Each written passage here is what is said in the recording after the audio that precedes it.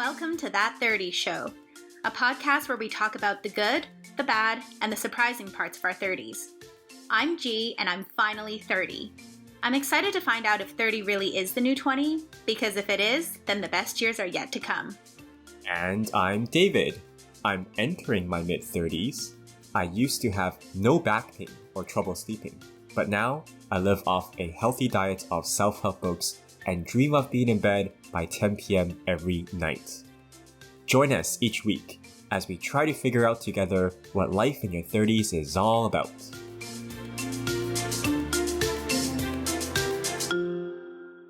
Welcome back to That 30 Show. Oh God, that was not smooth. It's okay. We're keeping it in. This is raw and authentic. Yeah, we're not cutting anything out. We just jinxed each other. How's it going? It's okay. I could have had a late night, but I chose the disciplined route and left my party very early. They just started drinking and I left. You're so responsible. At like 9:30 p.m. On a Saturday night. It's okay. Yeah. You know, you got to stick to your routine. Like, I know how, because I'm thinking like, well, you know, people like G, they got to sleep early too. But I know for you, you have your different time zones. You have a time zone during the weekday and a different time zone during the evening. Yeah. Did you have that yesterday? Because you usually go to bed like 10. Yeah. Right? Well, I rarely ever go to bed at 10 on a weekend. Like that is right. Can't remember the last time I did that. So it's Sunday morning right now. So what was your Saturday night like last night? Yeah, I went to the Jonas Brothers concert last night. Ooh. Pretty fun, pretty nostalgic. I think if you were saying that to like literally anyone else, they would be much more excited on your behalf, but I don't know. You know what? That might be exciting is they brought out Michael Bublé. Oh, okay. So that was cool. Because they were like, oh, you know, we were inspired to write one of our songs, Michael Bublé, and then they started singing it, and then the stage opened up, and we're like, oh.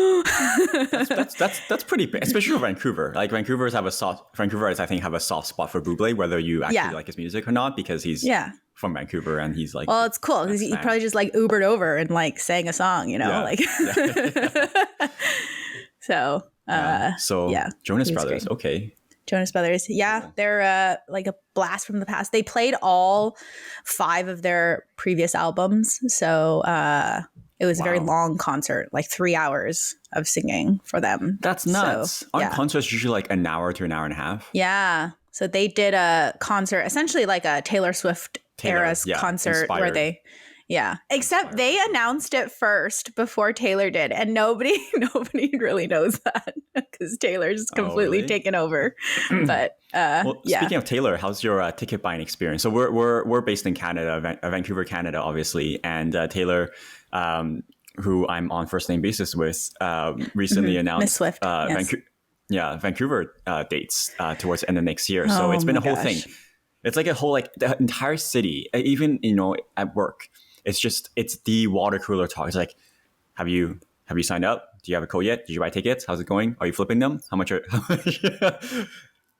so I mean, do you know how much they're going for? They're I don't know. Reselling for a lot. Okay, I saw a headline saying like you can buy tickets for $17,000.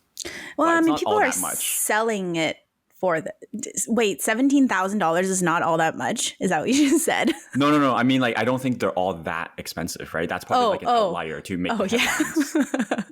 Yeah. I mean, also that's just like people are listing it for that much, right? And then it causes a lot of like, I don't know if they're actually selling for $17,000, but no, I did not manage to get to. Well, I mean, I guess there's still a chance. Not yet, or. There's still a chance. I didn't get it with the first batch, but my friend is very generously offering me a ticket. So I am. Oh, so you're going? Going. Yeah. Oh my gosh. That's huge. Yeah, it is huge. That's so exciting. I actually found out like coming home from the Jonas Brothers last night, and I just stood in the middle of the street at like midnight and just like mouth. Yeah. Oh, you didn't? Yeah. Why? It was jaw dropped and I'm happy for you. So wait, you going with people that you know, or is this just a solo ticket? I'm going with my friend. Going with your friends. So Did we talk about up on the pod your Era's movie experience?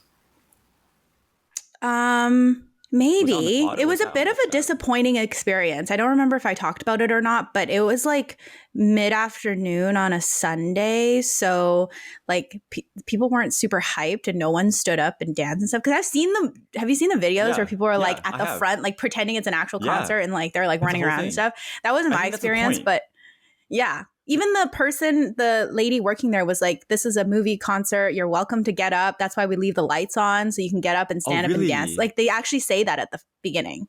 But nobody got up from our theater. And like they played it kind of like quiet. Yeah, they played it kind of quietly because I think they wanted people to sing along. And so like my friend and I were like singing, but we had to like whisper sing because it was also quiet in the room. What kind of? Maybe I need to go again. Like I need to go on a Saturday night. Maybe people will be more. Your audience would just like polite golf claps at the end of every song. It really depends. I think if like one person stood up, everyone would have, but like nobody did. So I also didn't want to be the first one to stand up. You gotta be. I know. You gotta be. I know. A leader. But you're not a big concert person, so you. No. But you understand the hype, I guess. No, I do. It's one of those things where you just can't replicate the experience at home. So if you like it, I can see why it's like super worth it. Yeah. Well, thanks for hopping on and chatting this morning after a wild night out. Bounce back. Yeah. You don't sound or look too tired. So nice. My screaming is not affecting my podcast recording. So that's good.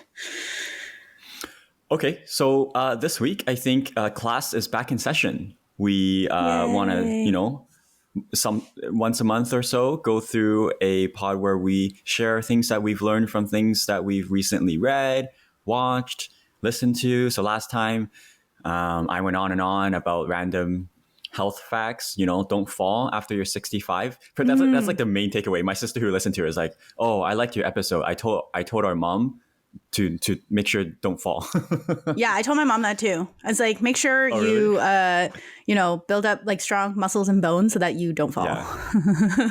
Oh, actually, just speaking of that, I was watching the Netflix documentary. Actually, I don't know what it's called, but it's about like people who live to 100 and The Secret. And then they talked about Japanese people. Obviously, as everyone knows, Japanese people live forever. Yeah. And you know how Japanese people like they sit on the floor, right? Mm-hmm.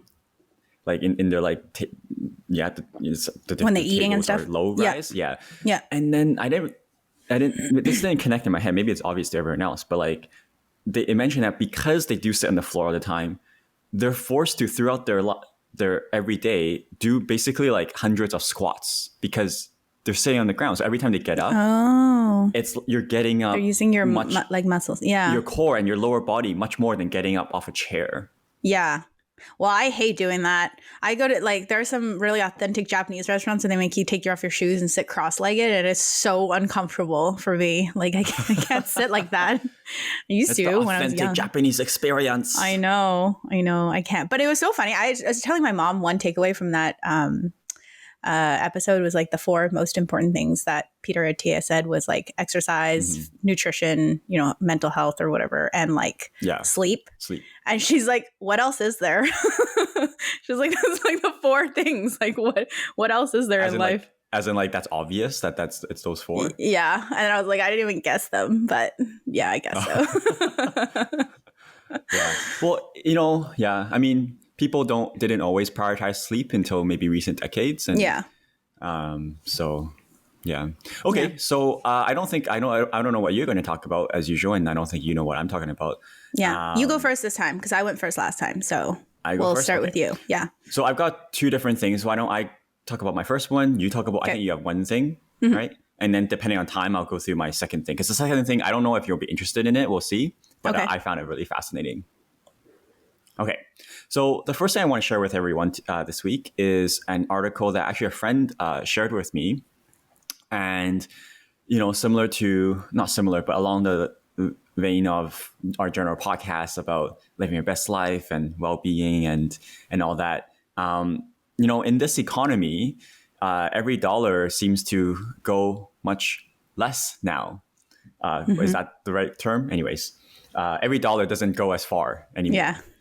And so the article is about the classic correlation between money and happiness because there's some new findings that have come out. Do you know off the top of your head sort of what you've heard about that correlation or what you think about it?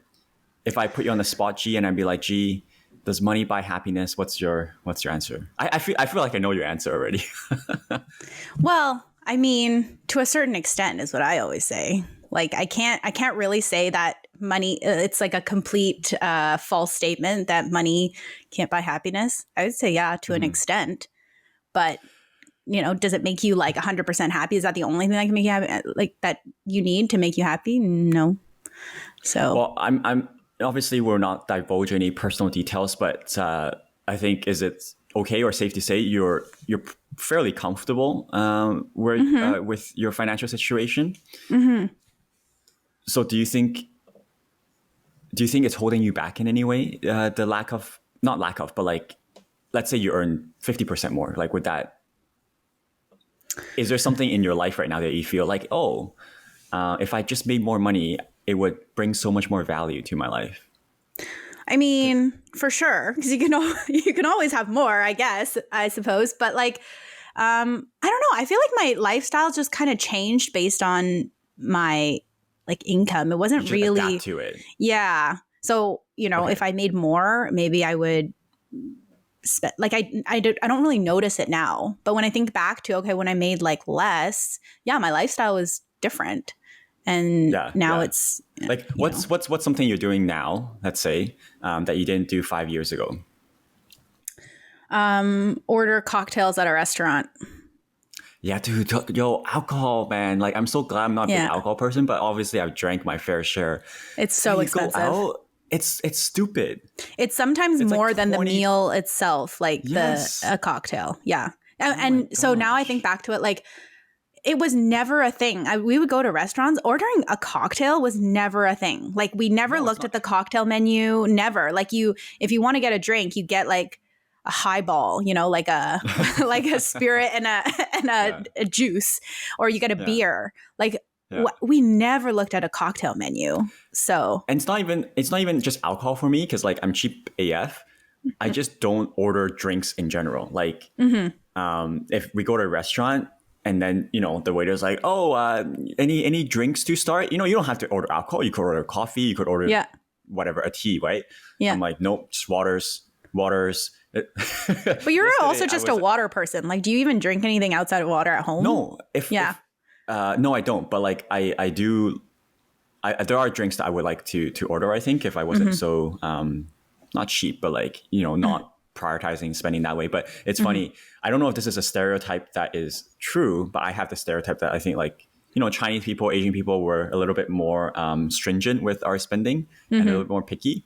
So like, so if you are, I think, in the service industry and you see a whole table of Asians, you're like, okay, they're not going to order that many drinks, right? I think that's a thing, is it? Yeah, I think so. So yesterday we were out, I was out with a group of 10 of us, and then we were at like a Japanese izakaya place downtown. So not like fancy, but sort of, it's, a place that's sort of bumping on the weekend.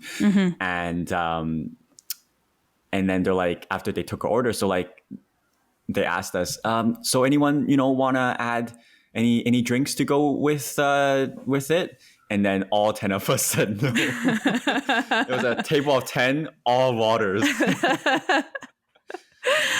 I mean, yeah, fair enough. But that is definitely something that's changed in the past. And now I don't really like think about it. But if you do think about it, it is very expensive. Like, how much? It's so expensive relative to food.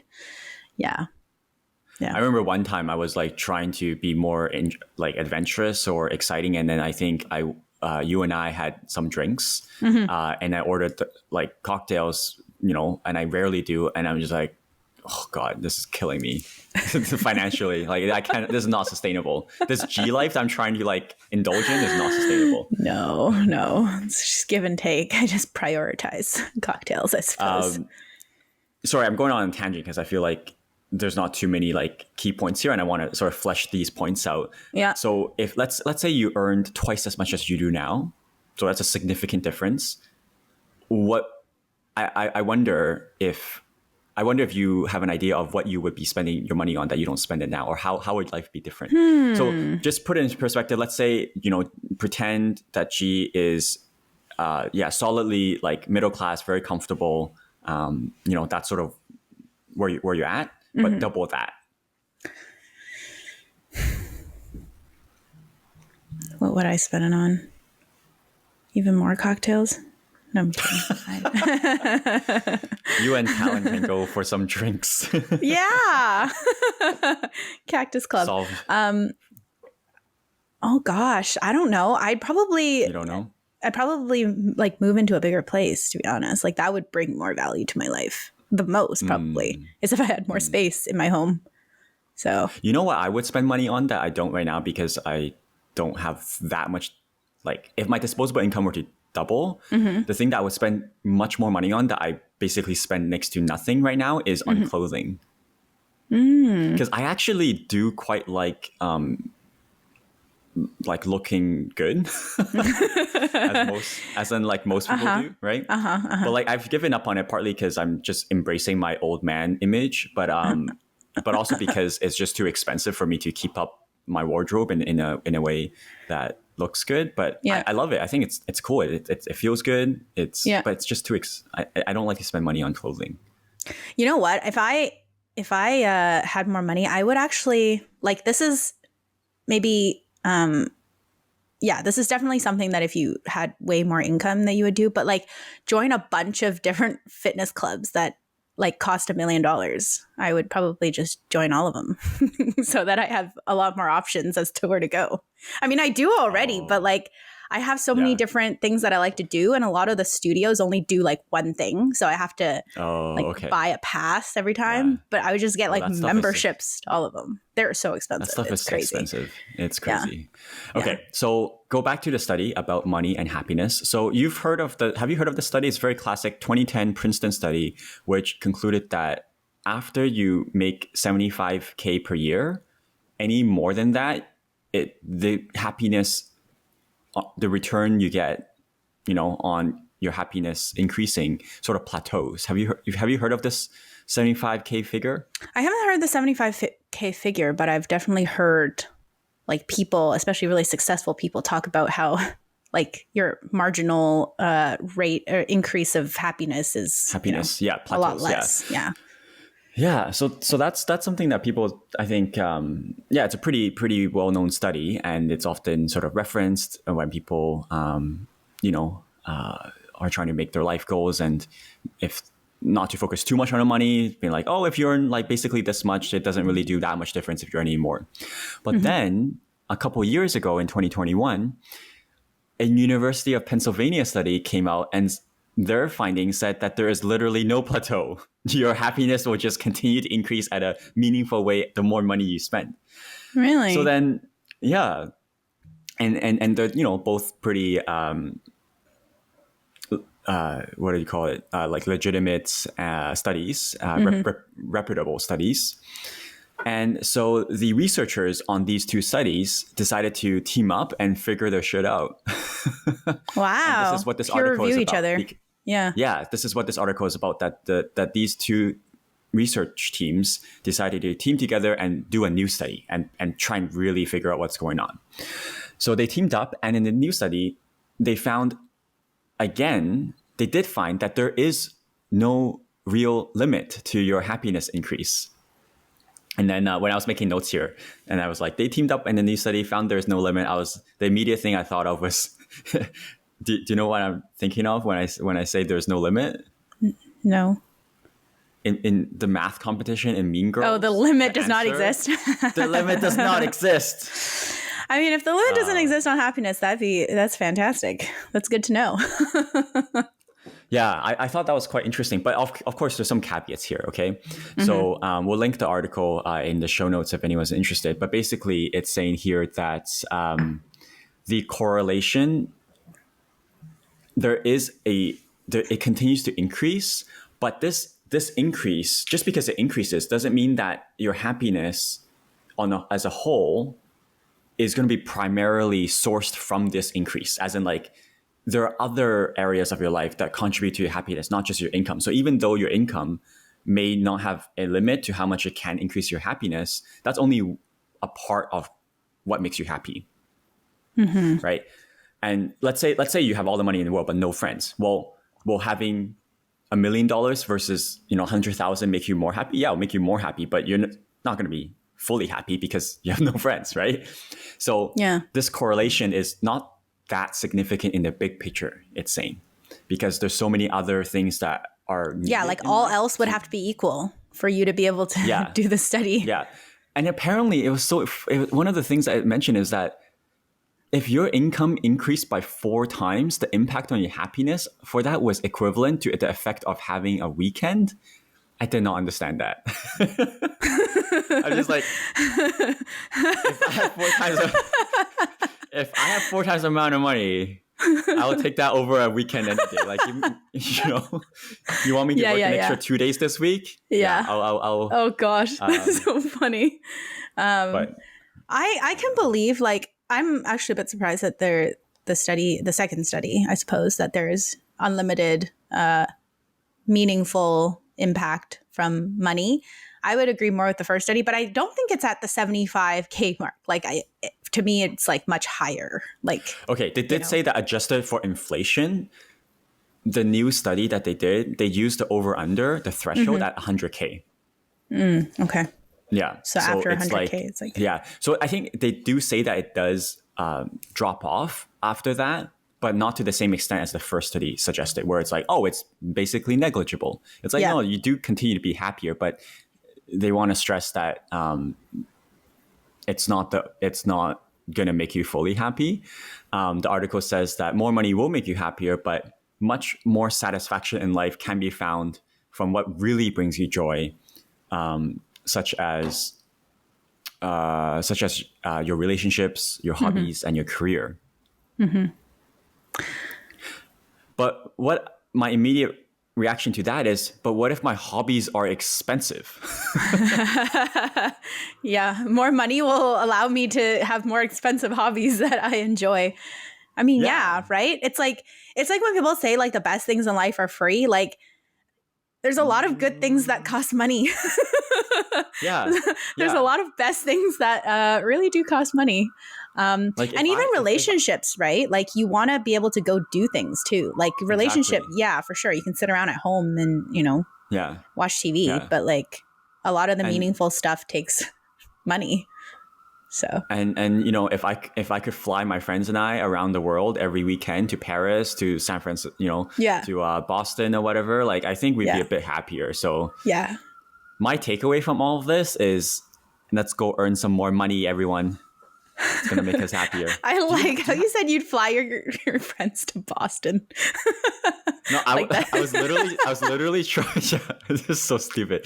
I was literally trying to think of, like, cities around the world, and the first city that came in mind was Paris. The second Paris, one that came in mind was Boston, San Francisco. San Francisco.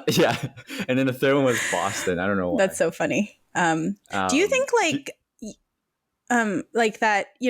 Okay, more money, marginal increase is less, but like, if people were to take away your money, you would be more unhappy than you are happy for getting more money, if that makes sense. Like, if you, I think if you had to, there's probably some psychological thing going on there. If you are already at that level and then they're like, nope, you got to go backwards to your old lifestyle, that would be bad. Yeah. Do you have a goal in terms of, like, your financial income? Or if you do, maybe you've met it, which is fine. But, like, did you or do you have a goal? I've met it, so then the goal will increase, right? It's not like, okay, I've met it and then, like, okay, I'm I'm good now for the rest of my life. But I do find that, as my income increases, like, there isn't anything, like, it doesn't bring me an exponential amount of happiness, like an increased happiness. At some point it did, but for me, it's like less and less. So. Well, I find that interesting. So you had a goal, you met it, and now you're going to increase the goal. So that seemed obvious to you, but actually that's not obvious to me, because for me, it's like, I have a goal. If I meet it, then this is what I've decided I need in my life. And I'm not going to spend any any more energy or time or resources to meaningfully increase that, because I would rather spend that time and energy elsewhere. Because then if you always no, yeah. are, no, if for you're never me, satisfied, then like how much is enough? Yeah, so you like the proud but never satisfied a quote kind of comes into play here. Because I continue to change the goalpost. So like, okay, once you meet, but it like to me that's like any goal. Like once you reach your goal, you move on to the next goal. Otherwise, for me, it's like you're just kind of stagnant. Like you have no more. No. Okay, yeah, I get that for goals in general, but for money, I see money as a means to an end. It's not I don't see it as something that is worth attaining for the sake of it. So it's a tool. Mm-hmm. And so, for example, let's say my goal is to have a sofa at home, so I can sit on it.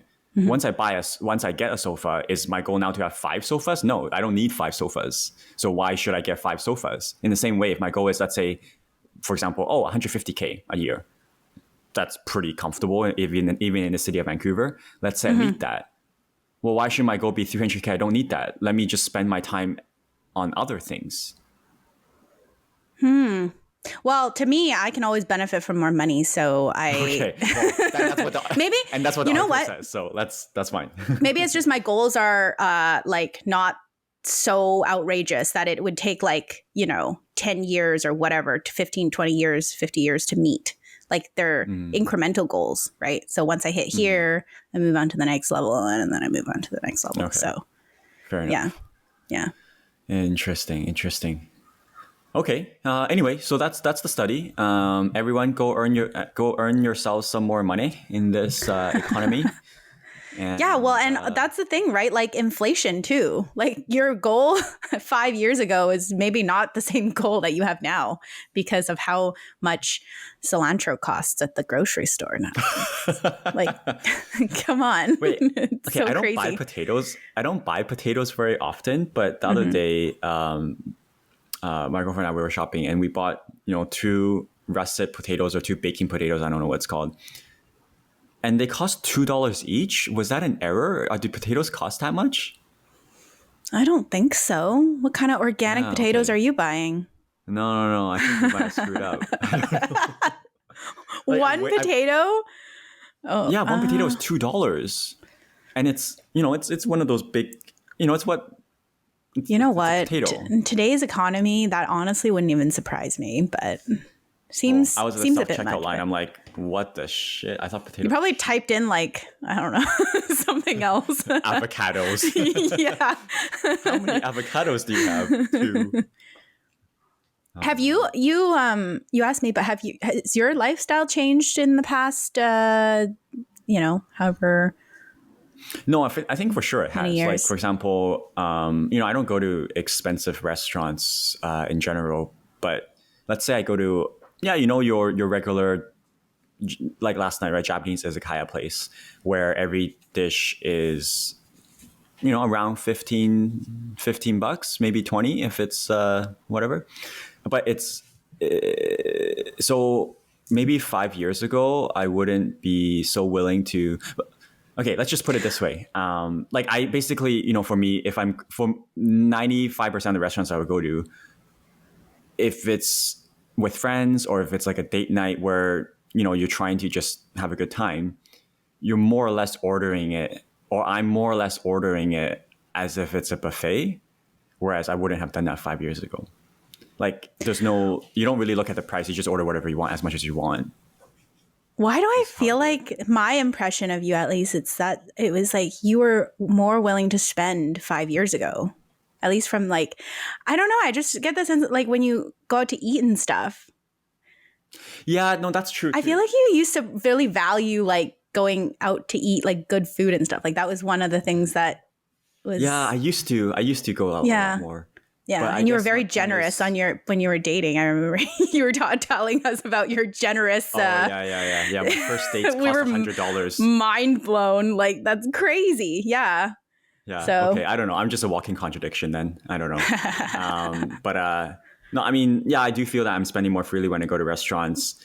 I'm just buying things off Amazon left, right, and center. What do you think you spend the most money on?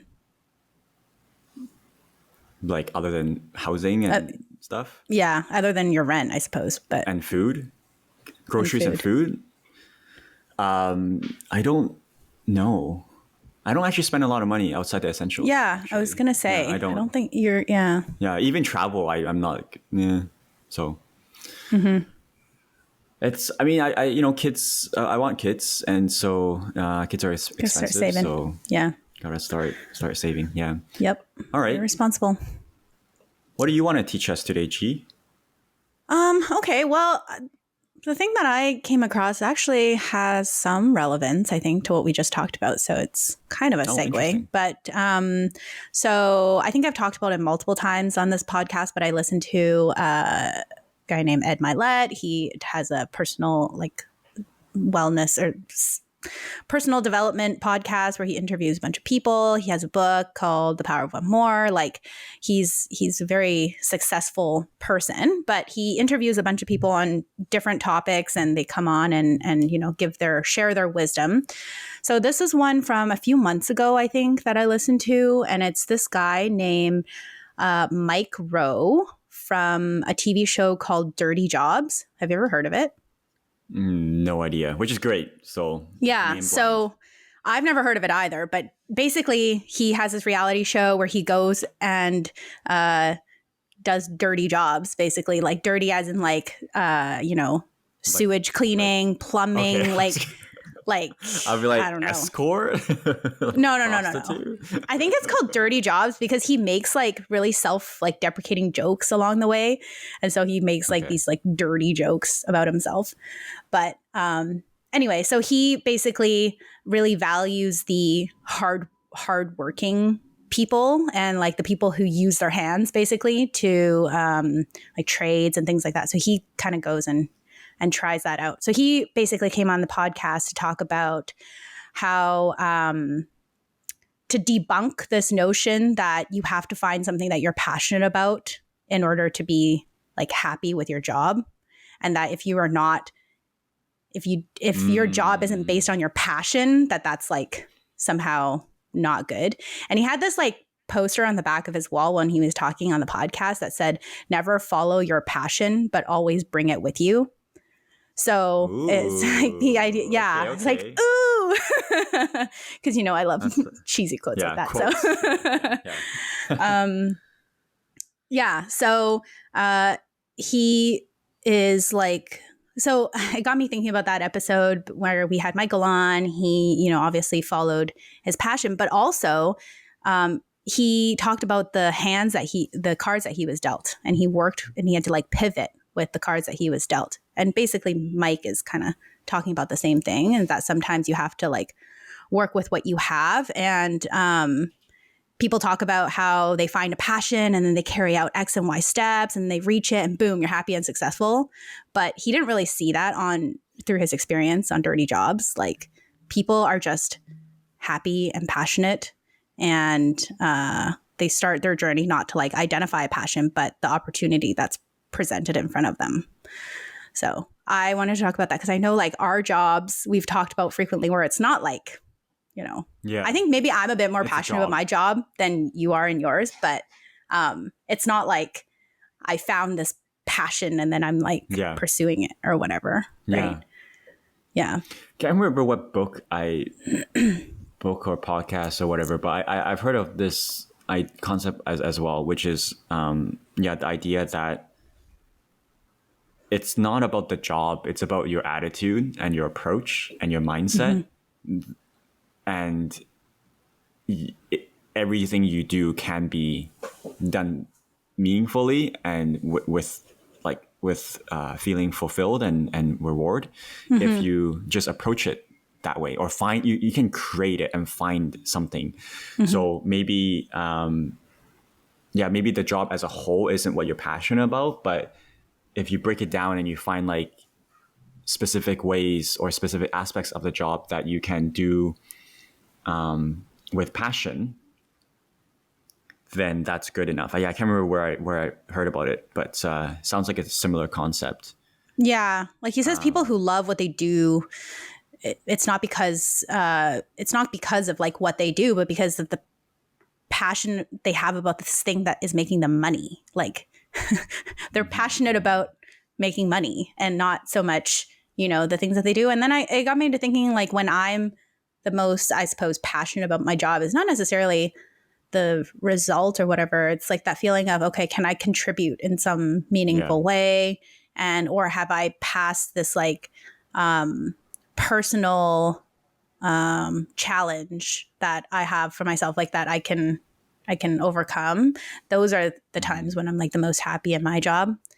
Because like if you're, you can be passionate about, like, the example you gave was cookies, I think, but like it's a limited scope. What do you mean? I mean, you can become a baker, but not everything that you're passionate about has to become your job.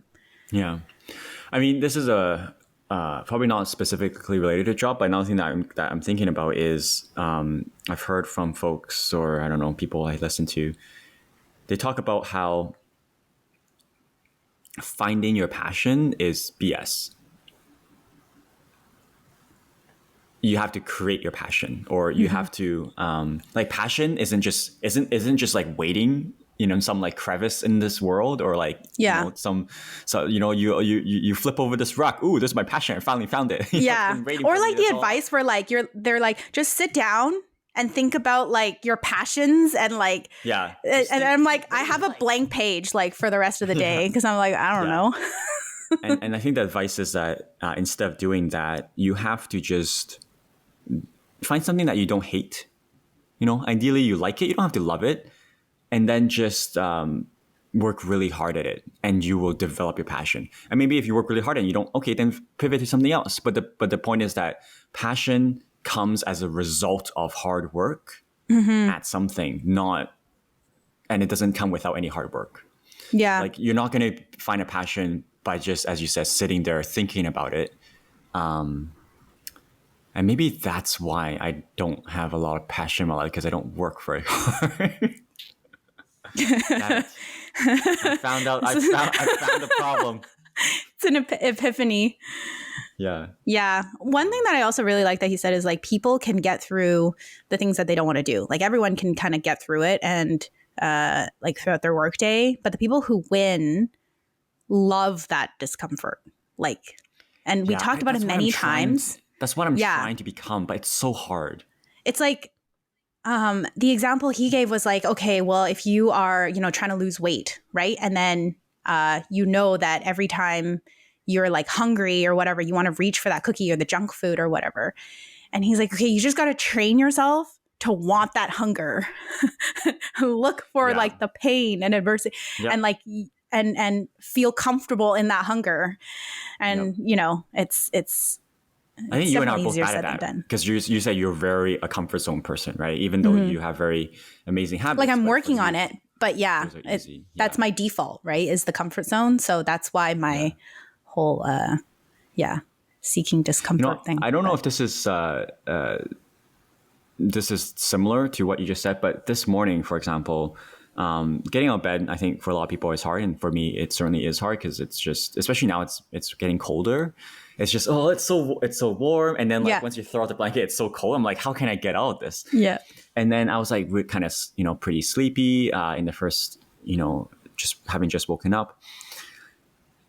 And then I'm like, no, it's 8 a.m. I want to get up. I have things to do. I got to, prepare and make sure I'm ready to go for this podcast, etc. I want to eat breakfast beforehand. And I knew, and in that moment I was reflecting, okay, you think you can't get up because it's cold and you're really tired, you're really sleepy, and maybe you just need to rest another 5 minutes. But at the same time, if the fire alarm suddenly started going, would you have the ability and energy to jump out of bed and like be alert? Let's say someone suddenly breaks down. For me, yes. Yes, because your fire alarm doesn't ring every day. For me, no. Or basically, let's say like someone, let's say my girlfriend suddenly like screams, like, oh my God, like, will I be able to get out of bed right away and go help her? Mm-hmm. Yes. So there's nothing stopping me from getting out of bed that second other than the fact that I just don't want to get out of bed. And I'm making you're able excuses to. for why. Yeah. I'm like, oh, I feel tired. Oh, yeah, you're tired, but you can get out of bed. It's not that hard. You're not lifting like 100 kilograms, right? You're just getting out of bed. So in that moment, I was making these reflections on like, what exactly is hard about this? It's not. I just don't want to. I don't feel like it. Yeah. That's what's hard. Yeah. And then, did you get out of bed? Well, yeah, but like 4 minutes. Of thinking about it? Yeah. Yeah. I do this thing where I try to count. I do this thing where I try to count down. I'm like, okay, I'm going to get up in 10 seconds. And I would be like 1, 2. And I get to 10 and I'd be like, that was way too fast. 10 seconds. Let me do another 10 seconds. I'm like 1, 2. Yeah. So he's talked about the things that we've talked about before, embracing the discomfort. The other thing that he mentioned was like the workplace now and how there's such a shift in the workforce, quiet quitting and all of those, like people tend to want to be more, I don't want to say lazy, but like, just more chilled out at work. And like, we talk about things like burnout a lot and how you got to like find what you like to do and you're never going to work another day in your life and stuff like that. And he really disagrees. Like he's all about the hard work and words. Yeah. He's the old school, like let's like the grandpa, like, or he has like the scholarship that rewards hard work versus if you're good at athletics or something like that, right? And he is just thinking that this is problematic. That some companies, even words like ambition and personal responsibility, are taboo now. Like you don't use those words because, we're reimagining a path to what prosperity is. And he says, as long as you have like the basic notions, delayed gratification, a positive attitude, decent work ethic, a lot of personal responsibility, and just an unapologetic willingness to get up early, stay late, and, be uncomfortable. And then if you learn to like it, that's what he says is, the key. But it's a hard sell because now we value different things. I am also of the mind of like the quiet quitting thing. I don't really understand, but. Oh, well, let me tell you all about it. Half kidding. Okay.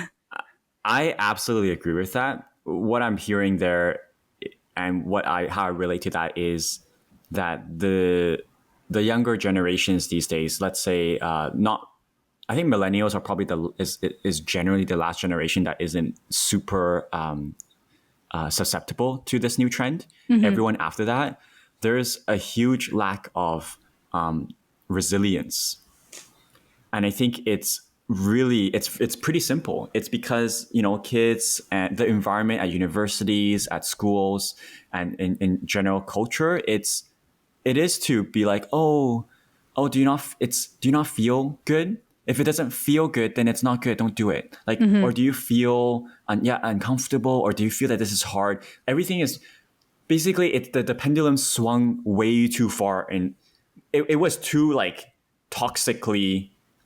Suck it up. There's no such thing as mental health, right? And then the pendulum swung way too high. Be like, everything is a fucking trauma. Like everything is a mental health issue. Sure, there's mental health.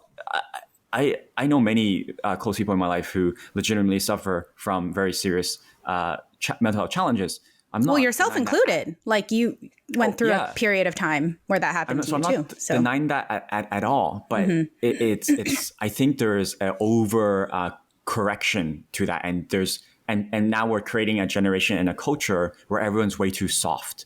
And I've heard about this this notion that in today's society, because there's so many people that's like that, it is actually so easy, and there's never been a better time now to be like a badass, because the baseline is so low. Even if you're just pushing yourself a little bit, no one else is doing that. So if you want to be, let's say you're like a single man, right? And you want to excel, and you want to be really attractive to find a partner or be a high value person. Yeah.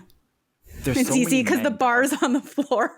Yes, there's so many. It's so easy because most men are just boys now, so to speak, right? Yeah. Yeah. So I think about that a lot too. Yeah. It's easier to become that 1% that used to be like so difficult to achieve. Yeah. Yeah. Yeah. Have you heard of that quote? I can't remember it exactly, but it's like hard men, like men as in like humans, hard men create good times, and then good times creates soft men create hard times. So we're in the cycle right now of soft men, like humans, soft people create hard times. And then now we're going to go into hard times, right? You see the wars, you see, everything that's going on. Like people got to be more resilient again, huh? It's a cycle. So like life is getting harder in many ways. And then maybe these hard times will now create tougher people again. I mean, it does make sense. Like human nature, if you have easy times, people are less inclined to, work hard and reach their full potential. You got to give like a little pressure on people. Yeah. You got to put pressure on people.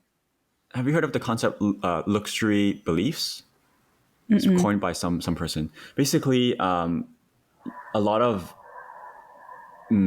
privileged people have these beliefs and opinions that is a luxury. Basically, it's the idea of, for example, you can't care about climate change if you can't even put food on the table for your family. And so a lot of it's easy to complain. Like basically when society is so good that there's no threat of war, there's no food insecurity, whatever. We create, we're going to create problems for ourselves. Whereas, anyways, I can't really say more without getting too politically incorrect. So let's move on. Do you have anything else to add about your podcast? I don't think so. It's just I just found that one interesting because I think it's also so relevant, and we've spoken a little bit about it before, and feel like it motivated me a little bit, and it also just gives me like a bit more hope because the people who just say like just find your passion and work towards that and stuff like that. I'm like, this doesn't really work for me. So he's also saying like, the cookie cutter stuff that people always talk about, like motivational speakers or whatever that talk about, it doesn't necessarily work for everyone. Right. And you kind of got to tailor things to yourself. It's kind of cool though, because not a lot of people that was on the show, but I think some people on the show are like people who were once super wealthy and have made it, quote unquote. And now they go back and they like clean sewers and things like that just to put themselves through hard times. And like, it's disgusting and, everything like that. But there are some people out there who really value the hard times and the challenges, and they just like willingly put themselves through it because they can and they want to. Yeah. But again, that's like a luxury. Like that's a luxury too that you can do because you already have all this money, so you can go and. It's such an interesting thing. Imagine you talk to someone who's like really struggling, like, working class, living paycheck to paycheck. Yeah. And you go to be like, you should create hardship in your life. You're like, oh, fuck off. Yeah. It's like the contrast, like the person who has to be a plumber, for example. I'm just throwing one out of random, and then to keep food on the table, and then the person who wants to be like, that's his like passion because he's able to. It's like those people are doing the same job, but one has passion, I guess, and one doesn't. So I know it was just a random example, but I think plumbers actually earn like a shit ton of money. Oh yeah, they do. Anything trades like nowadays, if you can have a technical skill, it's pretty valued.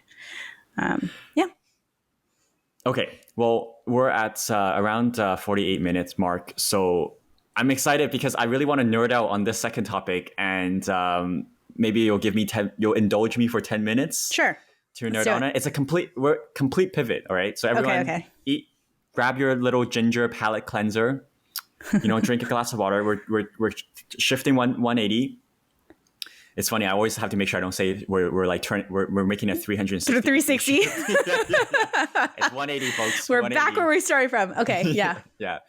But this doesn't have anything to do with self-improvement or anything. It's actually just a YouTube video that I recently watched that is fascinating. And it doesn't actually apply to maybe everyone that listens. But because we do live in Vancouver, and I think a lot of folks that listen are within our circles and have some connection or do live in Vancouver, hopefully this is interesting. Basically, I watched this YouTube video that was about the history of Vancouver, and I want to share these interesting facts. Okay. She's like, all right, let me try and be interested. All right, stay awake. Hey, if they're fun facts, I'll take it. It's so interesting. Okay. So you ready for this? Okay. It's okay. It's not just about listing facts. For me, it's like, oh, I've lived in Vancouver most of my life, right? And I just never really understood a new sort of like a lot of these names. It's like, oh, this is why it's called this, or this is why this exists and stuff. Yeah. And so I felt I understood the city that I live in a lot more. Anyways, okay, so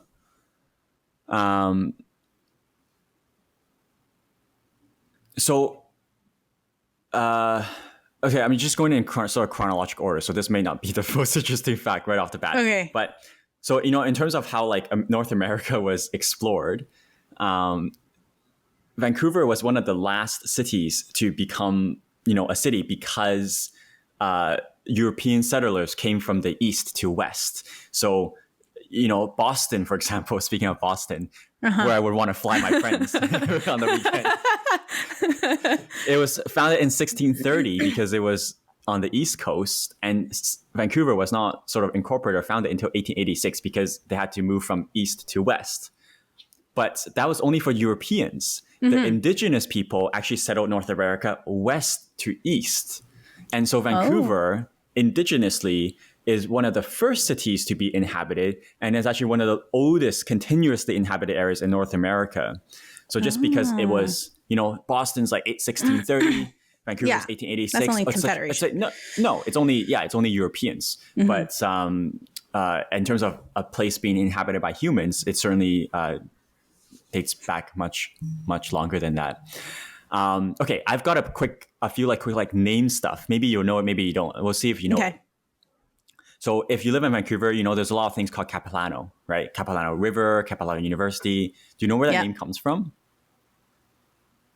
No. Do you know where that name comes from?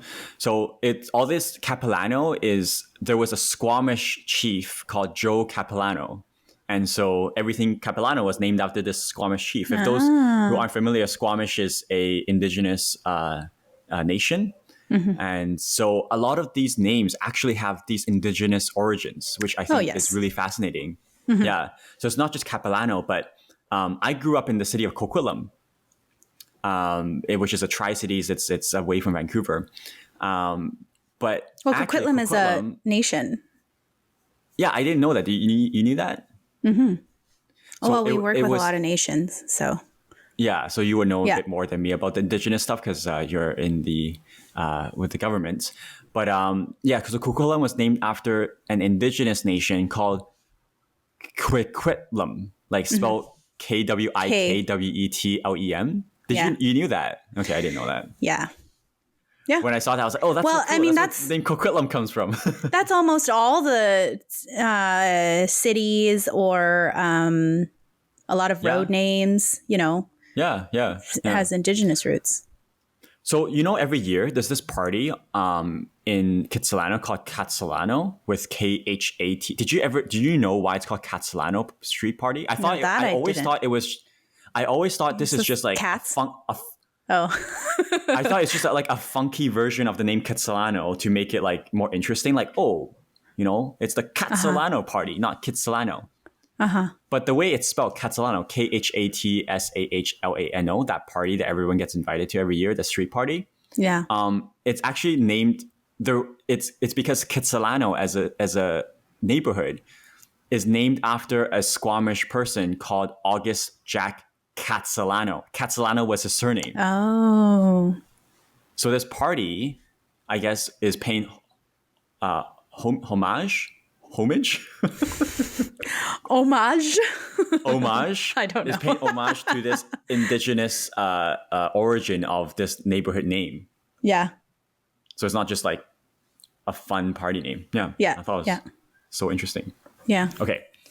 Stay awake, G. Stay awake. So no, I am awake. It's just, it doesn't surprise me because every, like, you know, most things are named after indigenous. Yeah.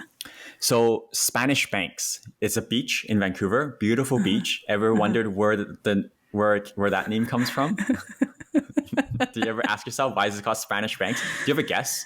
This is actually pretty self-explanatory, so you might be able to guess it. Why is it called Spanish Banks? I don't know. Does it look like Spain? Sure. Are you going to tell me it's named after another no indigenous chief?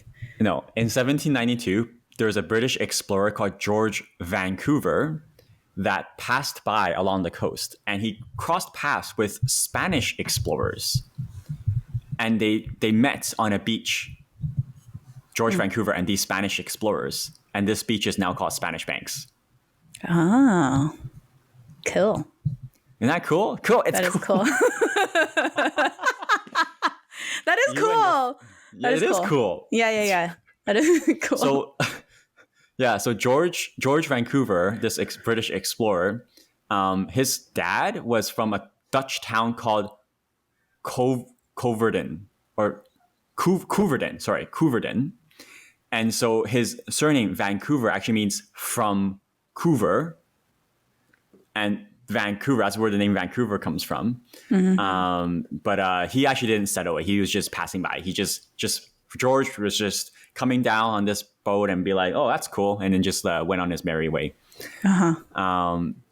Simon Fraser was another British explorer. And so like Simon Fraser University. Yeah. You knew that one? Yeah. Okay. Yeah. I didn't know. And the Fraser River is also named after Simon Fraser. I just never thought about it, right? Like I live in this place. It's like, oh, this is the Fraser Valley, Fraser River, Simon Fraser University. I never stopped to think like, oh, why is it called the Fraser River? Or like, oh, Fraser River is the same as Simon Fraser. I never made those connections. It's just me. Yeah. Okay. I mean, I never really made those connections either, but. Okay. So when this place first became the colony of British Columbia after the Americans and British made a deal to like create a border, they needed a capital, right? We needed a capital for this new colony of British Columbia. And so they decided to put the capital in what is today called New Westminster. And I never thought about why it's called New Westminster, but that's why it's called New Westminster, is because this is the first capital of this new British, Westminster colony. And Westminster is what they call their own capital back home, Westminster Abbey. So this is New Westminster. That's so cool. I feel like I learned about that in like elementary school. That sounds familiar to me. Okay. Yeah. Oh, I never knew that. That is cool. So that was supposed to be the capital, but Vancouver Island, which was at that time its own separate colony, merged with Vancouver. And then after they merged, they took the capital of Vancouver Island, which is Victoria. So instead of New Westminster being the capital, that's why it became Victoria. Can you imagine if like the capital of British Columbia is New Westminster? Well, I mean, yeah, it probably wouldn't be what it is if that was the case. Yeah. But back in the time, like New Westminster was like where the main European settlement was, and everything that was city of Vancouver, downtown, that was like considered the outskirts, right? Like today we would consider Coquitlam and Port Moody, Port Coquitlam as outskirts. Back in the day, is like Stanley Park downtown, that's the outskirts, and New Westminster is where it's hopping. I mean, what is that place by the quay? It's pretty nice over there. So yeah. So in 1865, Stanley Park at the time was actually designated a military reserve. So it wasn't a park I knew yet. that. Yes, there were battles. And so because they needed, and because New Westminster was where, everything was happening, they needed to create a road between this military reserve and, downtown. And so they created this road from New West to today's Stanley Park. And that road is today called Kingsway. Oh. Right? You see geographically cool. This diagonal like main thoroughfare is became became Kingsway because it was connecting New West to Stanley Park. Kingsway. Yeah. Gotcha.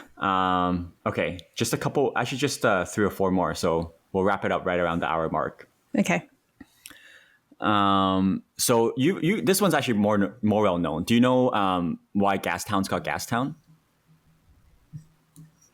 I always thought it was because of the steam clock. Oh, okay. Yeah, maybe. But maybe that's part of it. So Gastown, gas, is because the first building that was built in this area was actually a pub opened by Gassy Jack. You've heard of Gassy Jack. You haven't heard of Gassy Jack. Yes. It's the statue that got Yeah. Yeah. So in 1867, Gassy Jack opened a pub, and he opened a pub because Stamps Mill was this mill for the, because there's a lot of trees, and they made an industry out of it. So he opened this pub to service to cater to the workers at Stamps Mill, and this pub ended up being the first building of what is today Gastown and eventually downtown. Can you imagine having a whole area of the city named after you? That's so cool. Like Gville. We have G-town. drinks at Gville. Yeah. G-town.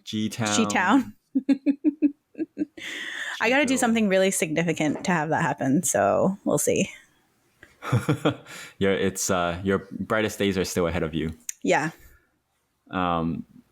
This was shocking to me. Apparently, when Canada became a country in 1867, BC, British Columbia, was not part of Canada yet. Did you know that? When Canada first became a country, it did not include BC. BC at that point had actually considered joining the United States. So at one point in time, US would have included BC. I'm making this motion on the camera because it's up to the northwest. Wow, we could have been Americans. Yeah, we could have been Americans. But Canada convinced BC to join in 4 years. Yeah, Canada convinced BC to join 4 years later by promising to build the Great Railway that spanned Canada. Yeah. Wow. Joe Fortes. You know Joe Fortes? Yeah. Best oysters in town. Yeah. Is it? I don't know. Is it the best oysters? Know. I don't even know. There's so many good oyster places. Yeah.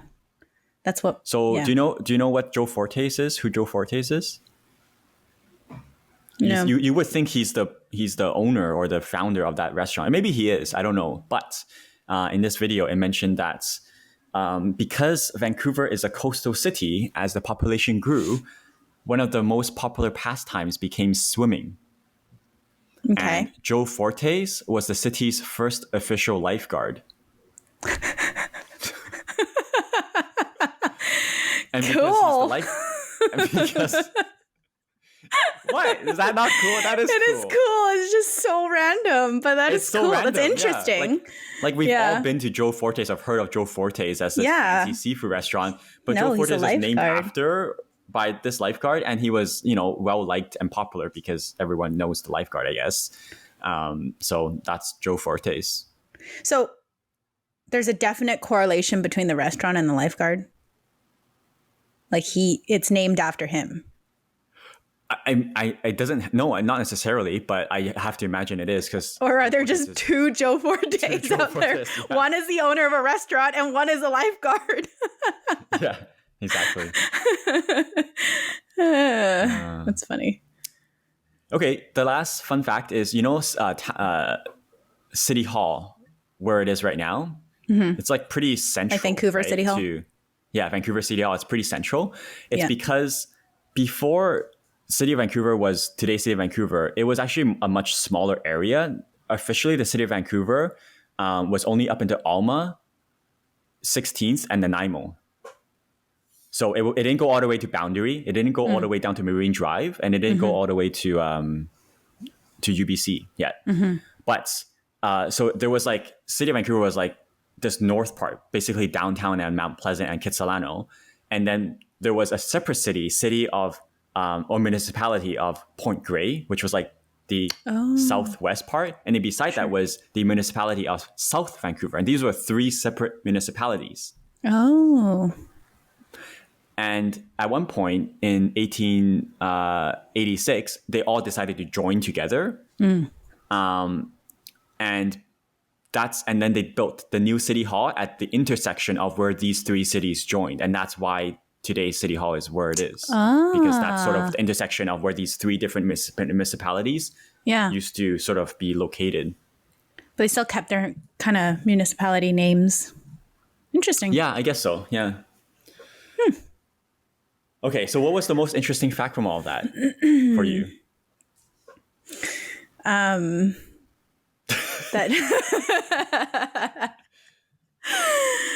that Joe Fortes is a lifeguard. Okay, I'm going to put the link in the show notes. I'm sure you're all dying to watch that YouTube video. So what is this? Like a History of Vancouver YouTube Yeah, it's video? literally History of Vancouver. Cool. Well, there's a lot of fun facts actually about Vancouver, like the things, a lot of the street names, and because, you know, obviously we live on Indigenous land, so many things are named after them, and like, yeah, there's a lot of cool facts about Vancouver, I'm sure. So for everyone who listens and is in Vancouver, now you know a little bit more about the city you live in. Yay! Yay! Go share with a friend. Share one fun fact with a friend. I feel like after we hit record, G's going to be like, David, never bring a history lesson to the show again, please.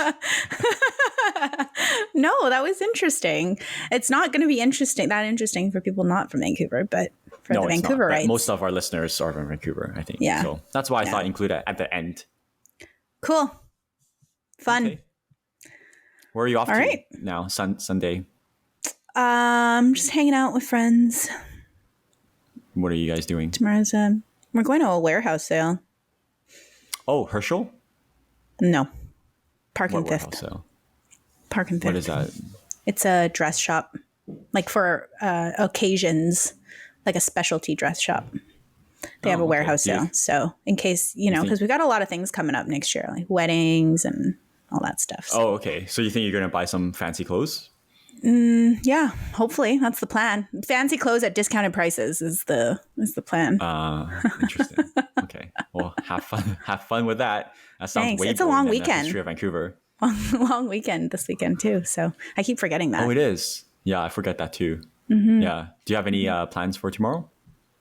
For the statutory holiday tomorrow? Yeah, I mean, I always forget it's a long weekend, so I don't make plans for it. It's just that's nice though. To do laundry. Yeah, it's like a surprise day. Yeah. Would you rather take double your income or the one day? No, I'm kidding. Double your income or an additional day in your weekend? Well, I work from home on Mondays, so it's not that different for me. When it's not busy. Yes, okay. yes. Yeah. Okay. Well, next week we're back with another guest. So. Yep. We sure are. Okay. Hope everyone enjoyed that. Hope you all learned something. Mm-hmm. Wait, what did we learn? We learned that earn more money, you'll be happier. Recap. If you hate your job, that's your problem, not the job.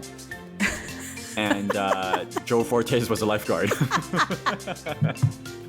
I love it. Love that summary. That's it. Okay. That's perfect. all, folks. All right. Talk to you next time. Next week. Bye.